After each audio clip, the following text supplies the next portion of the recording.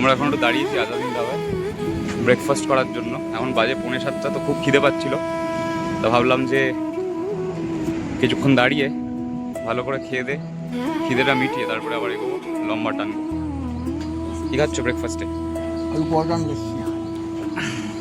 কটার সময় ব্রেকফাস্ট করছো? 6:45। খিদে পেয়ে গেছি। হ্যাঁ, খিদে পেয়ে গেছিলো বলে আমরা ইমার্জেন্সিতে দাঁড়িয়ে পড়েছি। আমরা এখন দুর্গাপুর সিটি ক্রস করে জাস্ট দাঁড়িয়ে আছি। তা একটু জল খেতে দাঁড়িয়েছিলাম।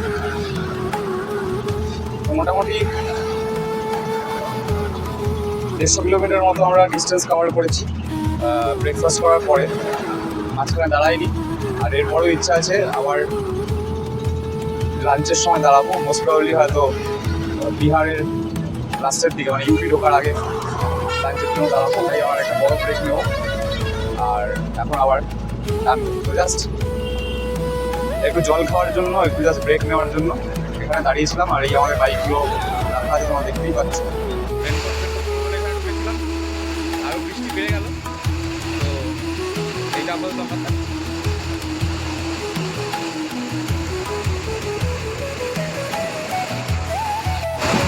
আপাতত এইটা খাচ্ছি।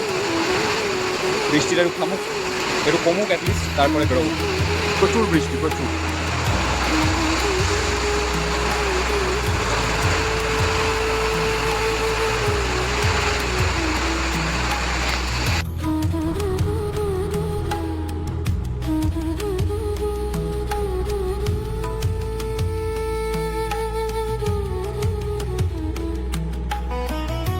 আমরা মোহনিয়া ক্রস করে একটু দাঁড়িয়েছি।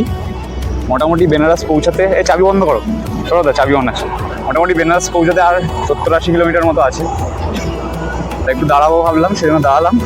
আমরা 4টের সময়, বৃষ্টিটা যখন শেষ হয়েছে, জাস্ট থেমেছে, আমরা 4টের সময় বেরিয়ে গেছিলাম। 4:11 নাগাদ আমরা স্টার্ট করেছি ওখান থেকে। টানা এখন বাজে 6:20। টানা আমরা মোটামুটি 150 কিলোমিটার রাস্তা কভার করেছি। আর 80 কিলোমিটার মতো আছে। এখন বাজে 6:20। মোটামুটি আশা করছি যে 1 ঘন্টা 1.5 ঘন্টার মধ্যে পৌঁছে যাবো। আর বৃষ্টি মোটামুটি থেমে যাওয়ার পরে ওয়েদার তো খুব সুন্দর হয়ে গেছে, তোমরা দেখতেই পাচ্ছ। সময় হয়ে গেছে সন্ধ্যে 7:30, আর আমরা কিন্তু পৌঁছে গেছি বেনারসের হোটেল শিব সাধনে। এখানে আজকে আমরা রাত্রেবেলা থাকবো। আর কোন রাস্তা ফলো করে আমরা বেনারস এসেছি সেটা গুগল ম্যাপে তোমরা নিশ্চয়ই দেখে নিয়েছো। ভিডিওটা ভালো লাগলে লাইক করো, শেয়ার করো, আর চ্যানেলটা সাবস্ক্রাইব করো।